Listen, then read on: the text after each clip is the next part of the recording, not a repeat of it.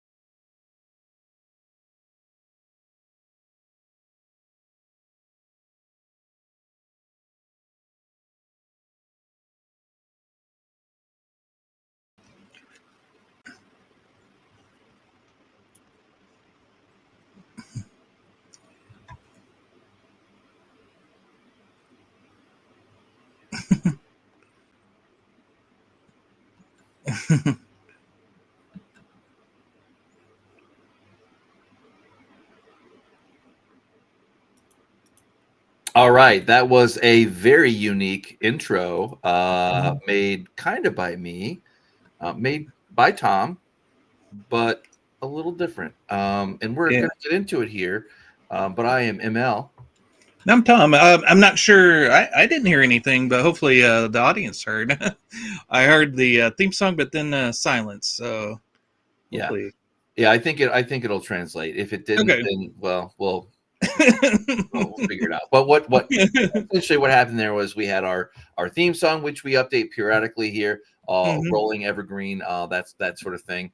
And we also had I found an app that can do an AI clone of my voice. So I just plugged in the intro, which was also maybe or maybe not inspired by AI. And then we saw the result of that. So that is what I was getting at here. And it's so apropos to the movie that we're about to dissect. But first, we are the first, the last, the Nerdom. I am ML. I'm Tom. Yeah, and we do this thing. Good grief, we went through a month, which was good, of the clowns, namely Art the Clown, for Terrifier 1, 2, and 3. Look out for when the fourth one drops. We will revisit that in depth. So we wanted to save the prequels and other kind of shorts and other things related to that for when we cover that in the not too distant future. Hopefully, we'll see. That's going to be amazing. But as you know, the clown hasn't left us. He's still with us. Yes. Art, you stay right there. You're doing great. You're doing perfect. But we also covered Killer Clowns from Outer Space. Very funny. Completely. All the things that Terrifier is, and so much more. But on a more mature level, so fun to see a property mature layer by layer, which is the draw for me for Terrifier, that series. But anyway, getting back into the AI thing here. So we have this you mentioned Westworld. You had me the first time you mentioned it, not the show, which we've kind of talked about, we talked around, but instead the movie. But before we get there, we are the FirstLastNerdom, as you see on the screen. That is at FirstLastNerdom on YouTube. That is our home base. We're at 419. We got like 3 new subscribers. Thank you for joining us on the adventure. And I'll pass it off to you because you are director of Reddit, social media for us. Yeah. I'll go through Reddit and post on forums, subreddits that I think would be interested in what we're covering. Tubi's one of the favorites. If the movie's there on Tubi, I'm definitely there for that because the Tubi crowd seems to be receptive to us. But yeah, not sure where I'll land on Westworld, but we'll see. Because yeah, it's one of those, we'll get into it. But one of those properties that aren't really out there on the streaming platforms as far as the movie. But yeah, so yeah, you'll see me poking around in Reddit. I'm also on X under FirstLastNerdom as well. I'll promote our stuff on X. So if you want to know what our latest, greatest videos is, you might want to follow us there, and you'll get to see what we're covering. And then Mike has some socials as well. I do. Sadly, I do. I want to see the live thing. That's good. So we're forever experimenting on where we're broadcasting to. Not we're always broadcast to. We're trying this one live here. I should mention well, but I am ML ApeIt_Ink on X.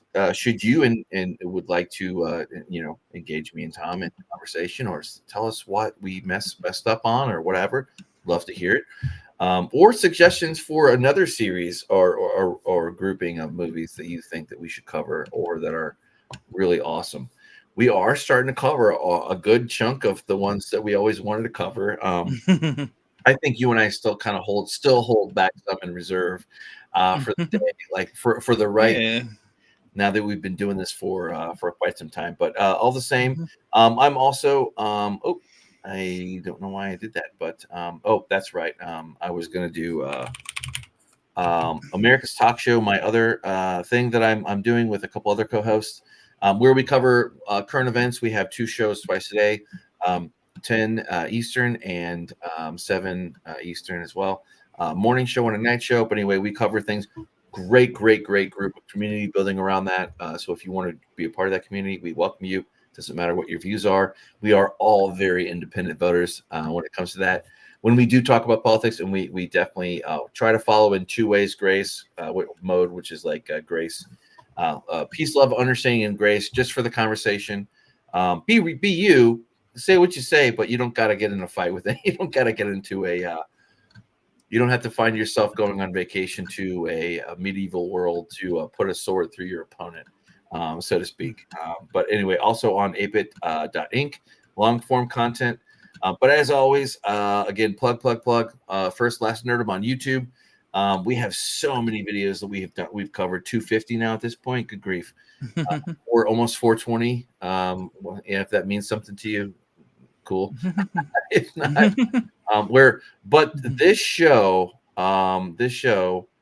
what is about, and I'm surprised that I don't have that. I thought I had transferred those links over. Westworld 1973.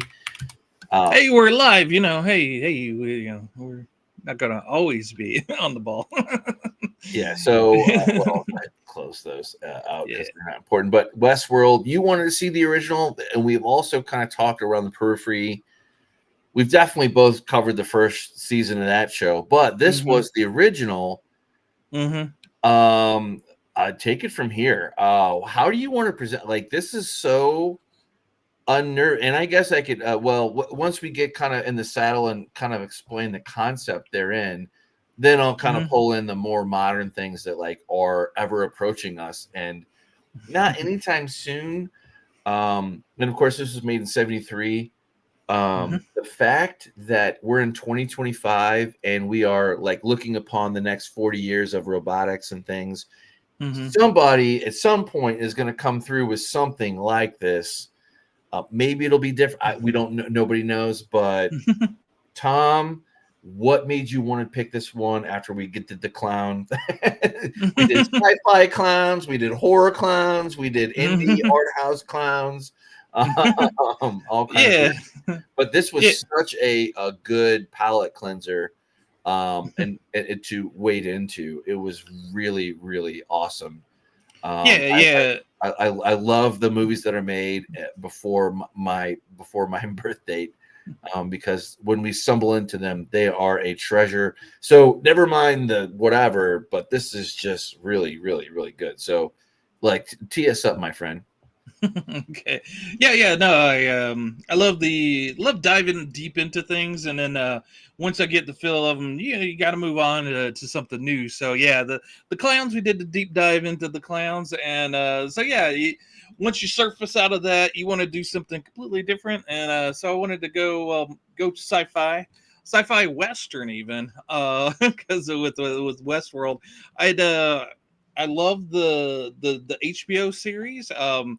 Actually, I bought the Blu-ray for the original Westworld in anticipation to the show.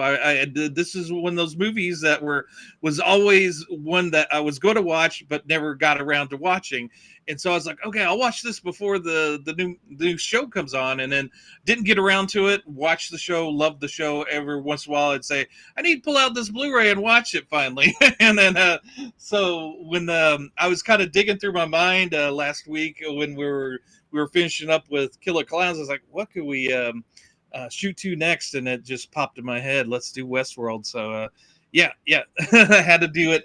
But yeah, so yeah, I'm not fueled up on AI. Of course, I always have to bring the Boomer Juice. I got that going, and I found a new noise metal band, and was playing them full full volume before it started. So I'm amped up for this.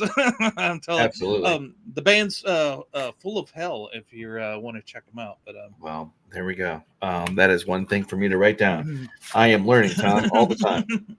Always looking out for good music. But yeah, so this brought us. So the opening scene is it very well done too, by the way. Mhm. You know, I really don't have any criticisms on the acting or whatever. Everybody showed up. I will say that this was so early in cinema history that it for sure inspired other properties. Oh yeah, yeah, you could AI, the definitely see variety that that. you and I love to, Yeah. revisit So or talk about. But yeah, so yeah, so they're like on this kind of fast moving vehicle. We don't quite know what it is. It's in the future, so it doesn't really matter. yeah. They And it's talk. Yeah, it's mentioned that it's a hovercraft and all the things I read. But yeah, it's kind of filmed in a way where you don't know you kind of get exactly. that futuristic thing because things are Yeah. going after, yeah. Go on. But yeah. So the story is basically there's this uh Delos Properties. They have this little theme park where you could pick your. They have three different themes. You got your Western world, which is Westworld, and you have your medieval world, and you have your Rome world, which are pretty much self-explanatory, and they're populated by robots, or as a one guy in the movie says, robots. I've never understood that pronunciation, but anyway. So you got those three worlds populated by the robots, and then the people that can afford $1,000 a day can go and experience this. They can shoot up these robots. They could, have their way with the women or men, and do what they want. But the robots have a little something different in mind towards the end. There's a little bit of a rebellion, and then, but yeah, Spartacus. yeah. So that's the sort of the primer there. But yeah, it's written and directed by Michael Crichton. He famously wrote a bunch of books. The movie had came out of his of one of his books, the Andromeda Strain, and he wanted to direct a movie. And the guy that helped him get the gig landed upon MGM, which at the time a lot of the directors like Sam Peckinpah and Kubrick, none of them wanted to work with MGM because they had they would put their hands into things and would interfere with the creator's vision. But MGM swore up and down they wouldn't touch it, which I don't. From what I read, they didn't do too much while they were filming to say what they could and couldn't do. So the movie's pretty much Michael Crichton's vision. It's a story idea they come up for the movie. There's no book that it's based on or wrote afterwards. But although some of the stuff from Westworld's kind of inspired a little bit of Jurassic Park, I think. But yeah, Michael Crichton's one of those guys that's always been out there. I'm not proficient in what he writes or the movies and the stuff he's written and directed. I was kind of surprised when I pulled the Westworld down and saw it was written and directed by him. I didn't know he had directed movies. What's your familiarity with Michael Crichton? Like, I have a very, very close relationship with him and his movies. Even before I knew the name, I got to know the name real quick. So in the '90s, when Jurassic Park came out, I was a a tween, teen, whatever, and I distinctly remember the summer that came out and going to see it multiple times. That was a very rare occurrence for I was because it was like a triple treat, right? So it was like on vacation. I was with my grandparents, and my cousins were fully available, right? So we all kind of like got to hang out and go to ground. You get to have, maybe you get to have two pops, two colas, two sodas a day with grandma, and like and maybe one pops, of course. You get to have these little kind of treats. And I remember going to see Jurassic Park and remembering Michael Crichton. And then I had an uncle who was older than me, who felt very already into adulthood, had already had a consumed in knowledge, and I looked up to him. He was my uncle, a role model kind of thing. And I remember he had the book laying around here or there, and I picked it up and I read it.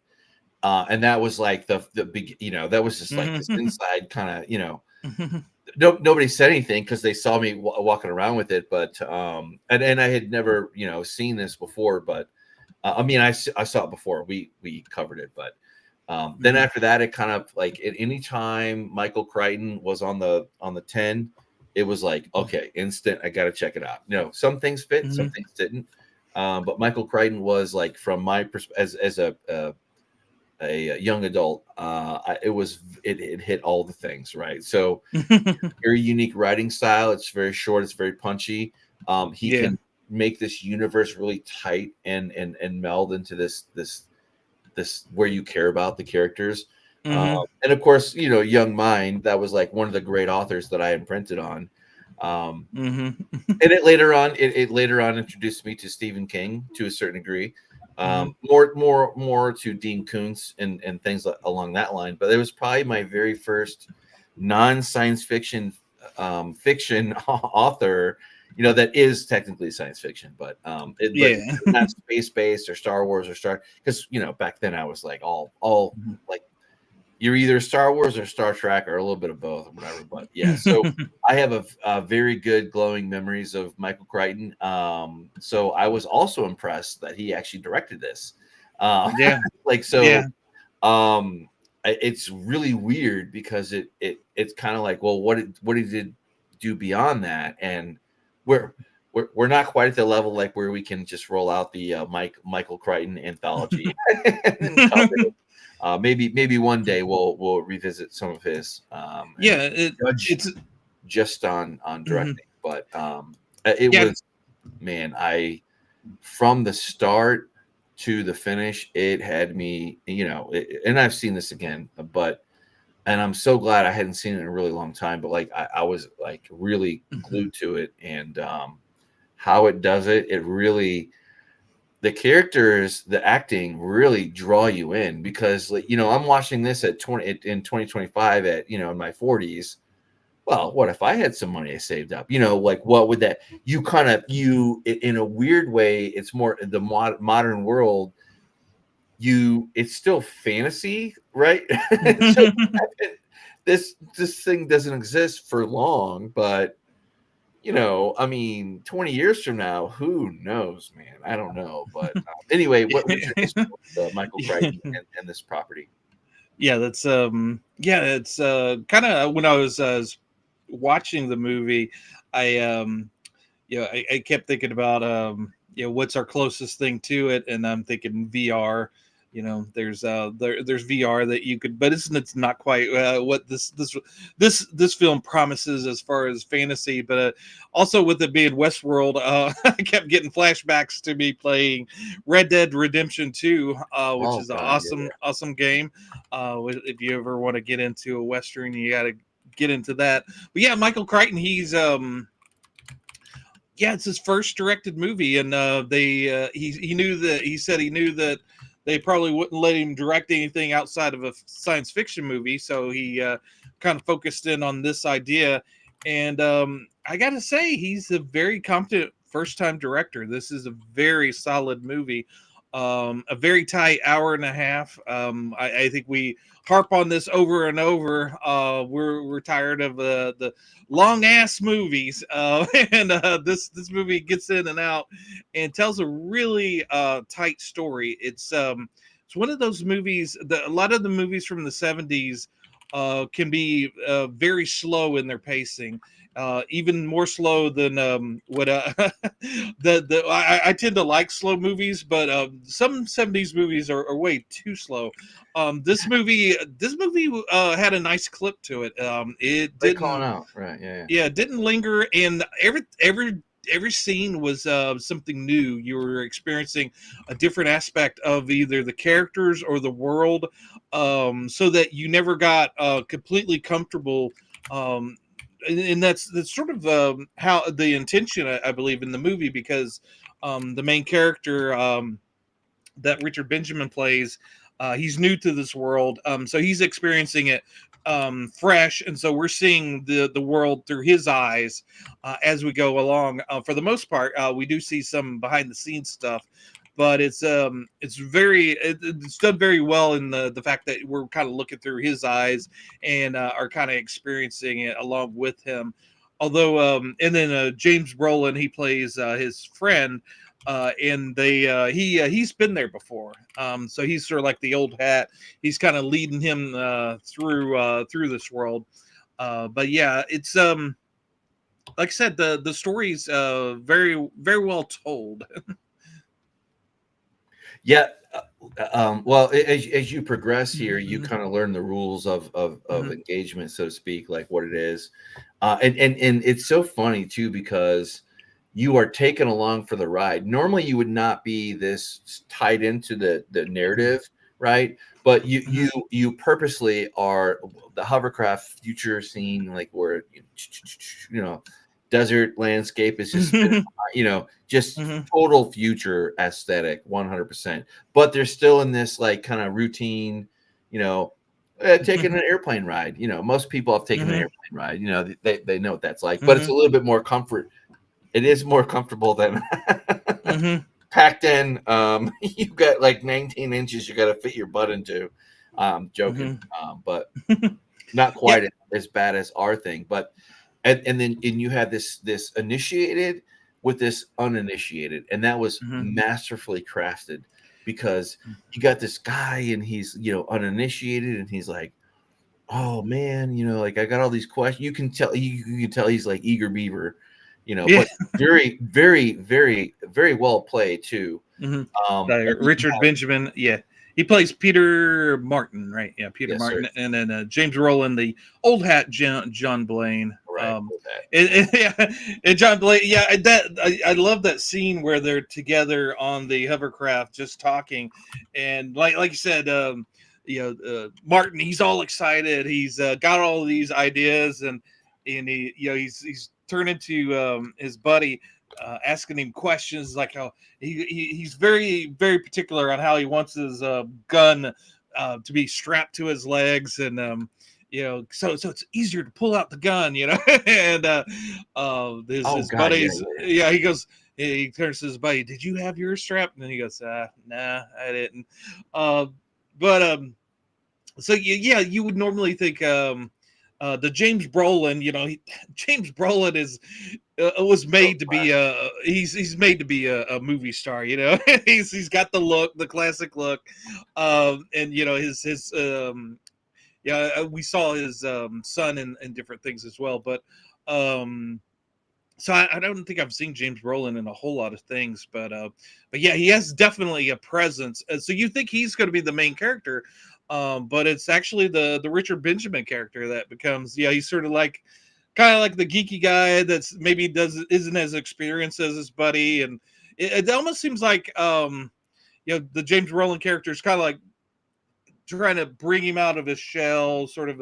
I think from the dialogue, Peter Martin is kind of coming from a bad marriage or a failed marriage, and so he's trying to. I, There was some dialogue about that, wasn't there? Yeah, I noticed that there was like it was just enough for if you had been through something like that or whatever, like you can just glue yourself onto this character, but not tightly. It's just very interesting how they had that, and I would play the sound, but we are up against copyright and all that. But this is fair use for what we're doing. You have this very innocent-minded person at the start, and this kind of like. Listen, Linda. All you got to do is show up, and you'll figure it out. And then this relationship is so important to set the story and how the rules work. Because you have naturally, you just being an audience member. I couldn't even imagine going to see this when it came out and having no concept of AI, as a thing. Being truly science fiction, and you just don't know what. So like that's an even the thing that makes science fiction and to suspend disbelief is you have a canvas and you paint on it the scene and you want to be drawn in, right? So this movie does that right off the bat. Like way better than more modern compartment, but that's why it's a classic. So yeah, you have this natural, and again, this is like, like you said, $1,000 a day, whatever it is. It's like rich money. We're not going to do like what $1,000 whatever, because it wouldn't matter anyway, because it was far off in the future. And they don't say a year. I think it's set in from what I read. I don't think they say in the movie, but in the stuff I read, it's supposed to take place. Well, it was came out in 1973, and it was supposed to take place in 1983. So yeah, evidently the white collars are still in style in '83, but 70s flair, but as it goes forward, everything comes around, right? Right, yeah. Back around. The more shocking thing to me was more okay, like what you have 3 worlds you can pick from. You have Rome, medieval setting, and then you have the Wild West, right? So our main bros here are doing the Wild West, and they get issued their guns, and it's like you said, there's so much really gritty detail, even in the exposition, which nothing modern could do like that, right?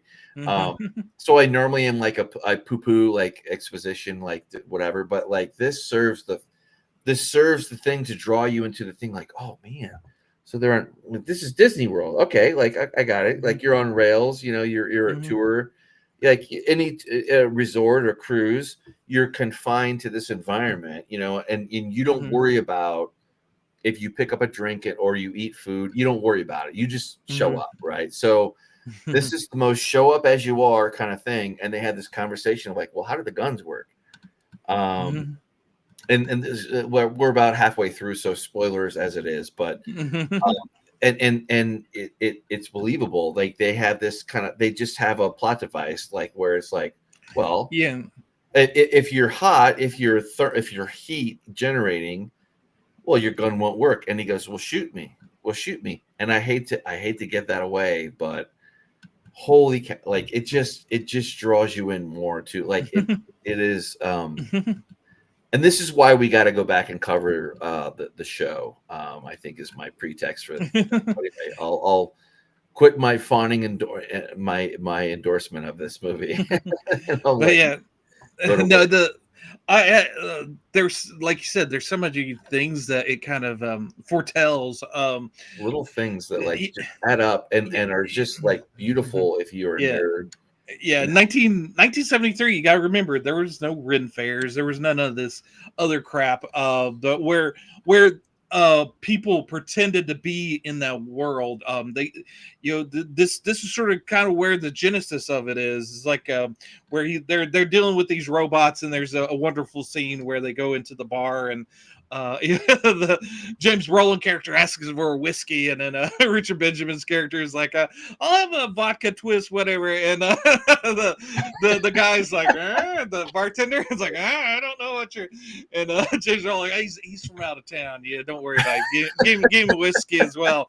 But yeah, that kind of foretells all those different little things like the Ren fairs and stuff, where they all pretend to be in the medieval times, and if you say something out of character, this whole role playing thing really wasn't a thing back then, except for us nerds with the D&D and stuff. But yeah, this is sort of like the cusp of that stuff where people kind of got to play and be something else.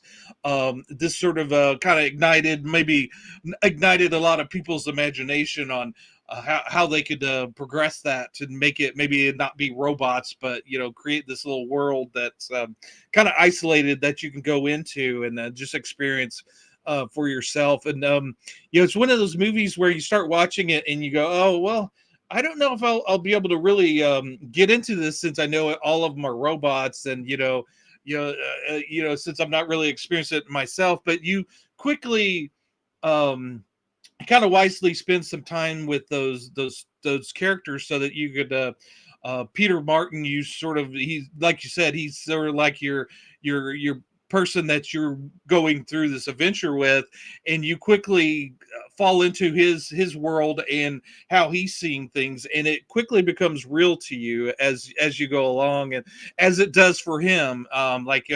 He has sex with one of the robot women, and and rightly so, he kind of goes through these weird emotions of what did I just do. I was very surprised by that. That kind of caught me off guard, because it's like how much you can see a little bit of innocence there, which I don't think that there's no way that modern sensibilities and what could pull that off today. There's just no way that they could do, but he does it in such a very human way. It draws you in. It's kind of gross, but it takes that. You don't think about that. You just think about his reaction and like what he just went through.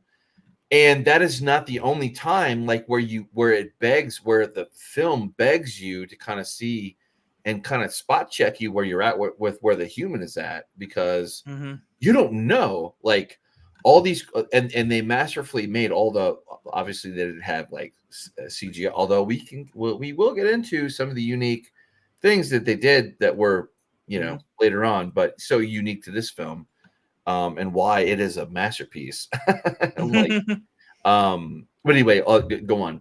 You're I don't want to spoil the lead, but No, yeah, and so it doesn't go as far as like the TV show, but it does get into sort of the aspects of the robots, and it makes you think about who these robots are. And there's another wonderful scene that takes place after the tourists have gone to bed. The night crew comes out to grab up the dead patrons, the dead robots, to bring them back to the lab. And I love the behind the scenes with the big 1970s computers, the mainframes and all of those tapes whirling. I just love that the atmosphere. Kind of gives you the Severance tries to capture a little bit of that vibe.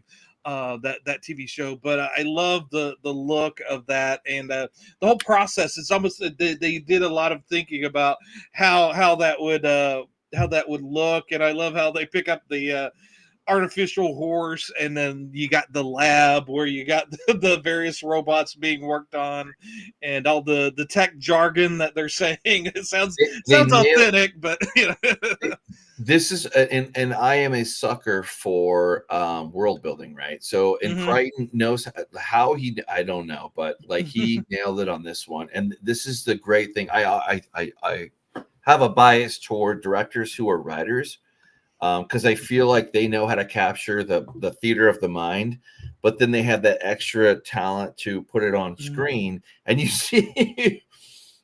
From the conveyor belt, you're exactly right. Like just the jargon and the day to day, like just the nonchalance of it, really is slice of life. This whole thing really is slice of life, really, for what this thing is, and like you just go with it. And as it builds on itself, you see these things. And it Yeah, does.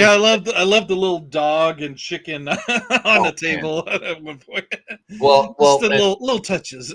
well, and then you get to, yeah, and then the natural thing is like when you're into this world, right? You naturally like, well, are the horses real, or like how does that work? And then there's like as the scenes progress, it you understand, like it is very much like Jurassic Park, like you just called out, because Mhm, it kind of has that countdown like that movie has. So, and we're 35 minutes in, so like this whole thing, this whole thing is predicated on a countdown. And mhm, it's so funny how there's checkpoints, right? mhm. There's like even the committee, like you see in a very quick fashion, 88 minutes or so, whatever it is, the thing, but you see like where it goes front to back and it doesn't miss any little detail. This is not a movie that you could just walk away from and like come back. I mean, you probably could, but you're really missing out. But go on.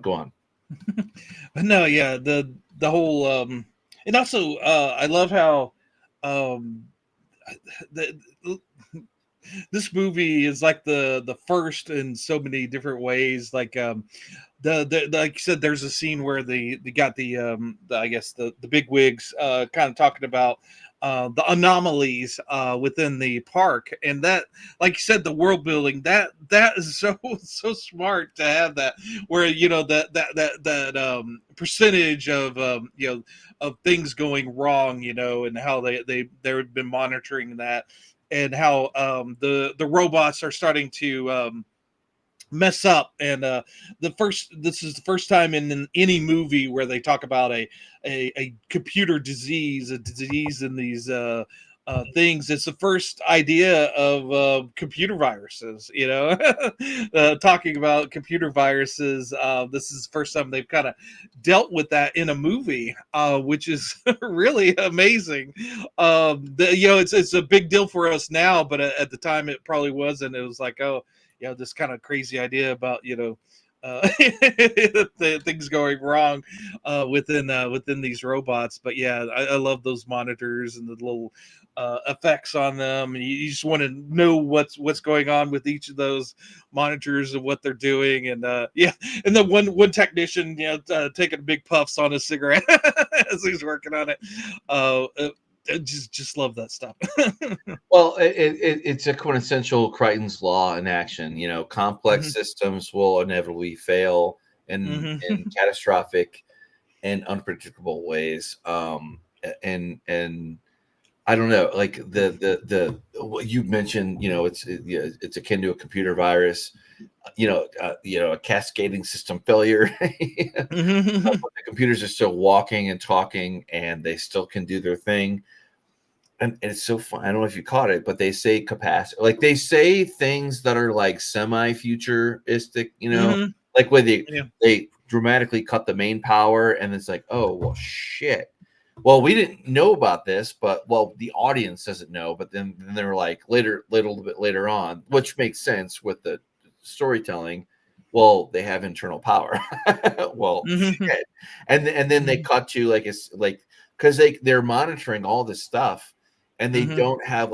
they don't seem to have like a final kill switch for the Mhm. thing, like which you would believe that with like how it works, because like, well, you're already in, a fantasy world, but anyway. Mhm. Yeah.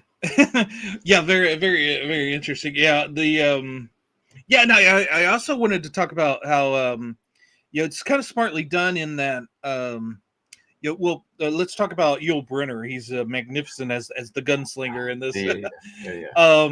Yeah, Yul Brynner's one of those interesting actors. By the time I knew who he was, unfortunately, he was Ah, dying of lung cancer. Yeah, the thing I knew about him was those commercials he did. I think it came out after he died, but he filmed before he died, saying, "Hey, I died because of lung cancer and smoking cigarettes." And mm, that's that was rough. But evidently, this was in a bad part of his life in that, you know, he was kind of desperate for money, and he did this way on the cheap side for him. But yeah, he didn't cheap out on the acting in this. He's very solid role. One of the things that the thing that always gets in my mind, and I put it on the thumbnail, was that vision of, you know, Yul Brynner in the black hat. And you know, evidently this is kind of based off of his character in the Magnificent Seven, another movie that I've criminally not seen. So you know, I know we've dabbled in westerns, and this is definitely a little bit of a western. But yeah, when you first see him, he's very robotic, which, you know, makes sense because he's a robot. And you know, the Richard Benjamin character, Peter Martin, he has a kind of a shootout with him, and it's all kind of awkward, and you know, he's not sure if he wants to do it, and his buddy James Brolin's kind of egging him on, and but when he shoots him, the blood splatter, it's much more intense than I would imagined a PG movie in the 70s to be that realistic. But I think it's very important, and I know that it seems like Crichton knew that it was important to make it very physical and very real, so that the Benjamin character can really get a sense of, oh, this even though it's not real, it's real. And I love how, you know, with that character, you know, he comes back later on, and you know, they have another shootout with him, and it's a little bit more fun. And it gets to the point where, like, their third meeting of him, you know, it's almost like, do you want to do this time? You know, it's kind of become kind of old hat and almost boring at that point. And there's a little bit of a turn there. I don't know if we want to get too much into spoilers, but I love how that tension that plays out, where, you know, it almost becomes like a routine with this shootout, but you know, then things turn disastrous. And you know, it's not, you know, it's really great filmmaking when you can build up to that point and kind of turn it on a dime like that. Well, it is superbly done. And yeah, like just like again, but by that point, they bring in the CGI, like what the android is seeing or whatever, like what he is, you know, how he functions, and you go with it. So again, the world building saves it from the standpoint of like, okay, I get it. Like, you know, this is like, you know, this is essentially like cartoon world. Like we're like, you know, Speedy Gonzalez and, you know, or Wile E. Coyote and Bugs Bunny, you know? Like, yeah. But it's so much more than that, because like, as you see, as the movie progresses, and we are well into spoiler territory, so there are signs that things are not right. So that third, or well, two-ish appearance going into three, you have the setup here, like where they're both blackout drunk or whatever, you know, like they're just like I can't, the Roman, the you know, the vomitorium, like where they would just drink and drink and drink and drink, and then they would vomit, and then they would drink and drink and drink, you know, like they are essentially in this kind of like this world, like where they can do no wrong. There Excess, there is no sin. There is no sin. And you know, oh man, if there was like a way to like take this and then bring in somebody who could like give that detail of like, these guys are feeling like shit, or like what, like another layer of whatever. But as it stands, like you see who survives and who drops, and like all of a sudden it goes from like unit 015. They don't really say this, but like, you know, it's not on its normal course, you know, and it's like reacting a certain kind of way, and it's not stopping, and then it draws first blood eventually, and it's game over. Like that's when you're on a downhill collision with like, damn, and you naturally pull yourself into the world. Like, what are you gonna do now, dude? I hope you did a bunch of push-ups before you came here, because like, you know. Yeah, and I like how they kind of change. They kind of put kind of the cliches on its head. Like, the James Brolin character, he's much more masculine than the Richard Benjamin character, and yeah, you would think he would be, and he's been there before, so you think he's an old hat at this, but Richard Benjamin's actually the better gunfighter. He's the better everything. James Brolin couldn't even shoot a snake. He was trying to shoot. James Brolin's shooting was about as bad as a stormtrooper. He can't quite get off the shots, and then you would think James Brolin would be the hero of the story. But no, Richard Benjamin, he has to step up and kind of come into his own. Which I read one interview with him saying, this was he loved doing the movie because it was the closest he was going to ever get to a Western. So he was dying to be in a Western. So yeah, you as the character and as the person himself, you can tell he was very enthusiastic and kind of gleeful as he was going through this movie. But yeah, and I love how to get back to Yul Brynner and his character. I love how he never stops being a robot. He's very mechanical, but I love how he becomes, at the beginning, he's sort of like the artificial bad guy at the beginning. He's kind of going with this program, being menacing, but menacing light, he's not a bad guy that really implies violence. Richard Benjamin can kill him, and so he's not much of a threat. So I was kind of wondering how he was going to turn that. But yeah, as with that third confrontation where he takes out James Brolin, in that act, and then he's like, okay, well, draw to Richard Benjamin. Right. That that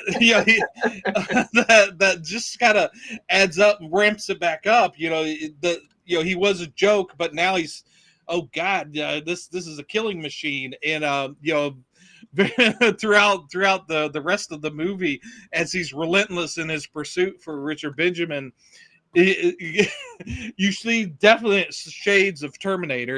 There's that.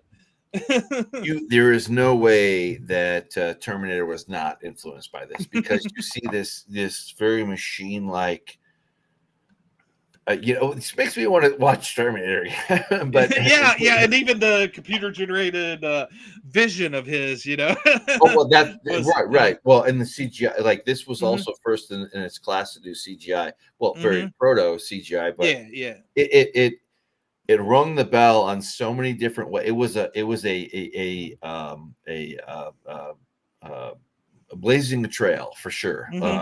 But everything therein is like it works together, and you keep yourself glued to the story. So that's why it kind of goes back to, like, even as great as all this is, like, it's still economical. Like, it's very efficient with the storytelling that draws you in, and you just keep going on. And the beautiful thing is when they see the carnage happening, like when the world falls apart. I think the fun thing is that you don't know who is who, because they never set out. Because this would be this is how a modern way, like how it would mess it up, right?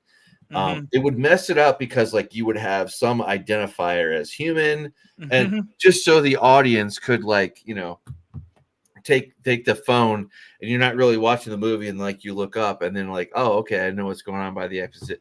No, like, they don't do any of that, and it's so beautiful how they do that, because, again, it's kind of like this in a way, it's kind of horror in and of itself, because it's like, well, what if that did happen, and that what if it would happen? And this kind of leads me to I guess I'll do our first kind of break here, and bring in reality here. So Sam Altman, who is a billionaire of OpenAI, ChatGPT, whatever that company, whatever it is, that organization, they do that thing, right? So if you pay $20, or Microsoft worked with them for like the first 10 years or whatever, that's who this guy is, right? So he is talking about this thing, and I could go over it or whatever, or I could just play a video of, like, what it is. So what I'll do here is Um, oh, sorry. So the players are Sam Altman, and he made something called Worldcoin, which is a company. I don't know what it is. It's a vehicle for him to do this thing that is there. So I'm gonna play this for about 30 seconds, and like you'll see what it is and how it ties into like the thing. Like because I just called it out. Like there is no human or robot. You don't know who's who. But I'll play that there, and you'll see.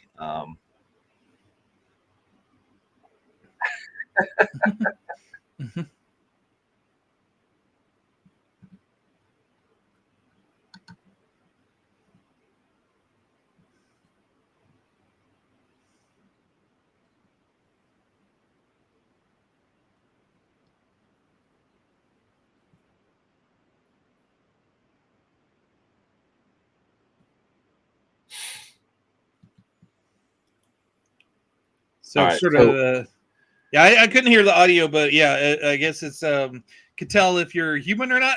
right, so there's three things to this. So you would this WorldCoin company orb thing, like they have a service like where they would presumably make a device to like where you could scan, and the scanning device would tell you if it was human or not. All right. So presumably you and me and mom and dad and everybody else, all the cousins, all the brothers and sisters, like we would all register on this blockchain, this WorldCoin blockchain, that I am ML Shaw at blah blah blah, whatever. Like my human, my human identifier on a blockchain that is also ran by AI. That it's supposed to be like this thing in the future, like where there's so many robots, you just don't know who's human. Like, okay, so like there's many things wrong. Why it's never going to be a thing in the future, but when you put that lens over it of Westworld and where we're going, I think this personally, I think this thing is a joke, but aside from that, yeah, this is 2025. So like that you want to talk about like a movie that's not a movie. That whole Sam Altman thing, that orb, whatever, like implies that we're going to be living in a world to like where you have AI in such prevalence and physicality, you won't know if they're really them or not. So this is why it is so. This is why I want to open it up. Although I find it a joke in the real world, it is apropos to Westworld because I mean, who knows? well, and Who yeah, and knows? yeah, and this is more physical as the 70s. Yeah, they didn't have the idea of their idea of VR was not even really rudimentary. So a lot of the stuff is kind of physical for them in this aspect of it. But yeah, I was watching. Just throwing the real world back into it as well as I was watching a little bit of 60 Minutes before we started filming, and they were talking about the people scammers in China, whatever, stealing people's money, FEMA money, and how they were using AI to make themselves look like the people, putting their skin over, and then after that there was a story about I think in France they're putting like chips into paraplegics back and that in their head to simulate their damaged neural signals and whatnot, and so that they can walk around. And it just seems like just after watching Westworld, it's like, oh wow, a lot of the concepts and ideas are actually we're getting to that point where we're closer and closer to those things. And and that brings me back to this movie. I have not seen it. I might have seen a scene or two, when it was on cable, but it was one of those movies. Shame on me when I was young, but I didn't really care for westerns when I was young. So even though it was a sci-fi movie and I love sci-fi, Westerns is like, I don't know. I'm not. Yeah, No, that's the no, stuff my dad likes. That's no. old stuff. I was definitely there with you. Like I did westerns were like I was like war movies. That was one Mhm. thing, but like western, Mhm. I did not come into those until I was much older as an adult. Yeah. You get a appreciation later on, but yeah. So this movie, I knew about it. I knew the concept of the movie. I thought the concept was good, and I always kind of wanted to see it, but I thought I knew what the movie was. Some movies you see it, you see. Some scenes from it, and you hear the idea of the movie, you go, "Oh, I got that." Right. I know what this is. I know what this is, but knowing what it is and seeing it's two different things. It's you lose so much if you don't actually watch the damn thing. And a lot of movies that are really iconic, if you don't see it close to when it comes out, a lot of times it'll lose its impact because so many things have stolen from it and taken from it, that it's kind of lesser, just because it was such a wild idea at the time, but it's kind of mellowed out through time with all these reiterations. But this movie, I gotta say, holds up. For at least for me, I was very much taken with this movie, even though I watched the TV show that took the ideas and kind of multiplied them by 1,000. I was still very much charmed and very much love this movie. And there's one of the key scenes in this movie that I absolutely love. There's a scene where Benjamin's character's trying to get away from the gunslinger, and he runs off into. I love the 1970s anti-so question authority kind of vibe to it, where he's trying to run to the authority figures, and the guy, one of them's he's fixing his little thing, and he's you're screwed, dude. You're dead. You're dead. And Well, to act like a human would act, like yeah. that's funny. Yeah, Right, yeah. and I love it. Yeah, and that whole thing where he had to show him his hands because he wanted to see if he was a robot or not. But yeah, and Richard Benjamin, at that point there was a turning point. He's like, no, okay, yeah, I'm not gonna just follow in line and let this thing kill me. I'm not gonna get rolled over. I'm gonna make my own destiny. And so he rides out and he goes. He's crossing over into the Rome world, and there's a close up scene of this Roman bust that has been knocked over and in the river, and it's just perfect. The even back then in Roman times, we were trying to make artificial human, with this bust, this artificial representation of ourselves. And I love how it's there in the water, and the water is splashed up and it's got on his face, but it's almost like a tear going down his face, and it's just this beautiful moment of his artificial life crying over humanity. It's just such a beautiful little image there. But yeah, I loved how that plays out. And there's just a lot of wonderful little scenes in this movie. I I did want to talk on a little inconsistencies. There's a scene where the gunslinger's tracking him, and basically the Peter Martin character's playing dead, and shouldn't the gunslinger have hit sensed his heat, the heat signature of him. Yeah, well, that's the beautiful thing that world building does. Have a question like that, like that's kind of the whole gist and thrust of it. And you're right, because the show that we're talking about it takes every little minor detail and like literally like plays it out, like either over the season or half a season or quarter or the whole thing, like depending upon like where you're coming in or out at. But yeah, and then there's the only other thing I'll talk about on this movie with the inconsistencies. What they show early on that you can't shoot another human. So how did the gun thing work? I mean, how could he then be able to shoot the humans? Did the guns get the virus as well? yeah, that's the thing, like where you could the whole fact. Okay, so the other fact is right. You want to talk about that? Okay, you want to being a nerd here. Well, we are the first class of nerdom, so we do what we do. You're 2 plus 1, which is I get the power. Okay, I get it, but they were acting like that was the only gatekeeper to like stopping these things. And if that were true, they would have also been like, well, what about the capacitors? Like they got batteries, right? So like, how are we going to remotely turn these things off? Like, how do you not have that? So, but again, you get when it rains on the sci-fi thing, like the whole it starts to rain in science fiction. You're like, shit, it's wet. I got to get out of this wet.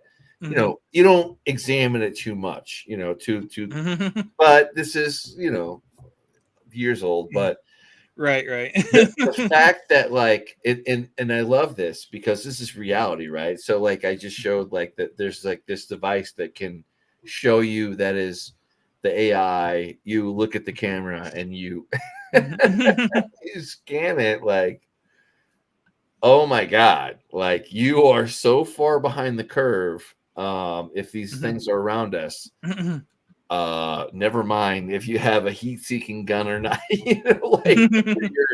That's another thing too, like physicality, like it again, it one more thread to pull you in on, Yeah, and it's I will. The other thing we kind of skipped over it, but they did have to do some reshoots, and I think the ending they had to refilm, but they also filmed a little beginning piece where it's like a commercial for the world, and I love that little bit of world building as well as the Delos company advertising their new thing, and they're kind of talking to interviewing the people as they get off the hovercraft back into reality, and asking them what they experienced. And no, there's that. What was it? The insurance guy from St. Louis, a tax guy or something? That was a sheriff. That was, I think, my favorite guy. Yeah, he said, yeah, and then at the end he said, yeah. Like he said, like I caught that. I did. Right. The character I wanted more of was the Dick Van Patten character, the guy famous for Eight Is Enough TV series. He was like the banker guy that's in the background of most of the scenes in the WESTWORLD, and he becomes the sheriff after the sheriff gets knocked off. I kind of want to see more of him, at least see what happens to him, but we never do see what becomes of him. I don't know. Yeah, you kind of assume like whatever happens. Yeah. Just to kind of start into segueing into maybe the legacy of WESTWORLD and talking about what it inspired directly and indirectly. There was a sequel, Future World, which I haven't seen. I don't know if you've seen that or not, but there was a the TV series that we know about is the HBO series that came out in, was it 2016 or so? But there was another attempt at a TV show in 1980. I think only 5 episodes came out. They filmed 7. Now the pilot, I had never seen it, but the pilot of the Beyond WESTWORLD, the first series from 1980, is on the Blu-ray. So if you want to watch the first, I think they did a DVD of a release of the full 7 episodes. But it's kind of interesting. It kind of disregards Future World and is a direct sequel to WESTWORLD. Evidently, it turns out there's an evil guy behind the computers going bad in WESTWORLD, and he's going to take over the world with his robots. And there's people from Delos trying to combat him. So it's the basic cheesy 70s show. It was fun to watch. Part 2.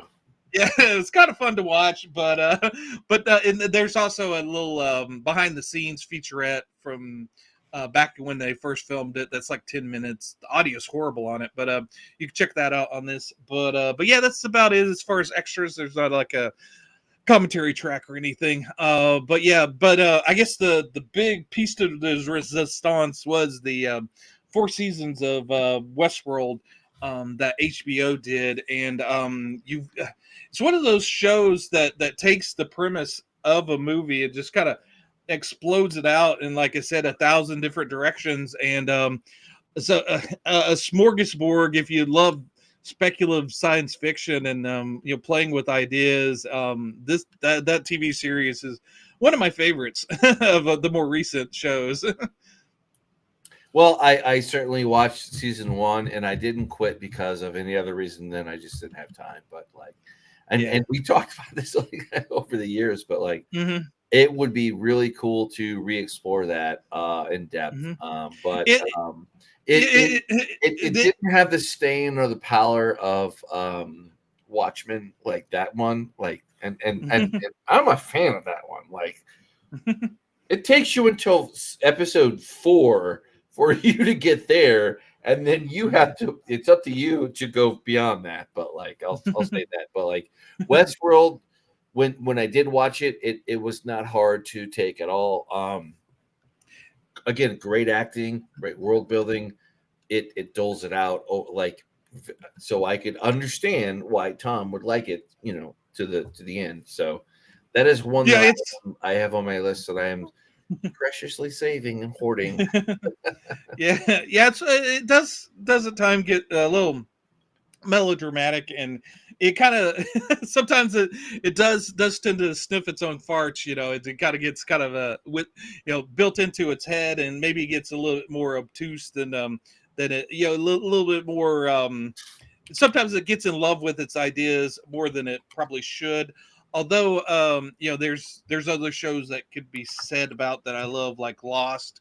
The same thing. Criticisms can be probably waged at that, but in Westworld, I think there's a TV series. Sometimes it lost. Sometimes it lost the fun aspect of the movie that the movie has. No matter what's happening in the Westworld movie, it's always fun. There's a sense of adventure, even though it's playing with these ideas. There's still a fun adventure. So yeah, sometimes the show would get kind of heavy. To the point where maybe some people kind of noped out because it got maybe a little too depressive. But I don't mind that in the show. And like I said, I really enjoyed it. It kind of ended in a way that it could end, but it was kind of an open-ended kind of ending, which I don't mind. With that, it could have went on, but like I said, HBO went ahead and canceled it at that point. But yeah, I think at that point it kind of explored all the ideas that it should have explored, and that if it went on, it would just be to continue the that world, because it was so much fun to be in it. But yeah. Yeah, if you've never seen Westworld, definitely check it out. It's a fun little treat. Like I said, it's hour and a half long. It gets in and out before before it overstays its welcome.